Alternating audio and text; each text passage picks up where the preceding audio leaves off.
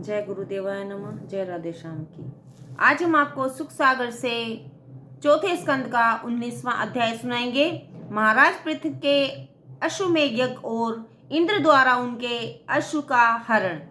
मित्र जी कहते हैं, हे विदुर, जब इस प्रकार का महाराज पृथ्वी ने प्रजा को भली भांति संतुष्ट कर लिया, तब उन्होंने 100 अश्वमेध यज्ञ करने का विचार किया। यज्ञ के सब प्रबंध हुए। ऋषियों और यज्ञ के सभासदों का वर्ण हुआ। राजा ने यज्ञ की दीक्षा ली। यज्ञोपयोगी वस्तुओं का ढेर लग गया। खान पान और दान दक्षिणा से याचक संतुष्ट किए गए। तब एक के बाद दूसरा इस प्रकार कर्मपूर्वक राजा ने यज्ञ पूर्ण कर सब देवताओं को संतुष्ट किया। स्वर्ग में राजा पृथ्वी की जय जयकार होने लगी। यह बात इंद्र से देखी न गई। उन्होंने सन्यासी का वेश धारण कर राजा के 100वें यज्ञ के घोड़े को चुरा लेना चाहा और इसके लिए वे उसी पाखंड वेश में आए और सफल भी हुए। जब वे घोड़ा चुराकर आकाश मार्ग से भागने लगे, तब अत्रि जी ने कहा, इंद्र,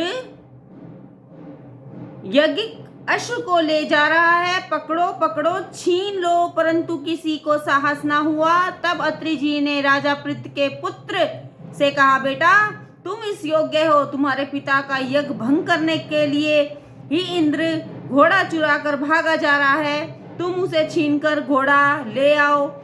राजपुत्र ने शीघ्र ही इंद्र का पीछा किया और उनसे अपने पिता का अश्व छीन भी लिया। परंतु ज्यों ही वह घोड़ा लेकर आया कि इंद्र ने यज्ञ स्थल में कोहरा फैला दिया और उस अंधकार से उसने फिर अश्वहरण कर लिया। अत्रि जी फिर जान गए। उन्होंने फिर राजकुमार को भेजा। राजकुमार ने क्रुद्ध हो इंद्र को मार डालना चाहा। देवताओं में हाहाकार मच गया।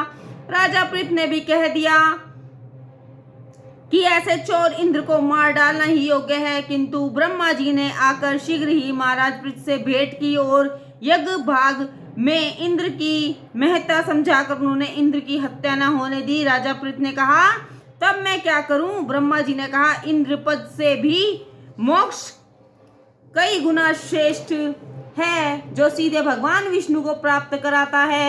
यज्ञ मनोरथों को देते हैं, जिसमें कभी क्रोध भी आता है और क्रोध सब पापों की जड़ है। अतः आप इंद्र से बैर त्याग कर मित्रता कर लें, जिससे बड़ा कल्याण होगा। ब्रह्मा जी के कहने पर महाराज पृथ्वी ने इंद्र से मित्रता कर ली और अवभृत स्नान कर देवताओं से अनेकों आशीर्वाद और वर प्राप्त किए।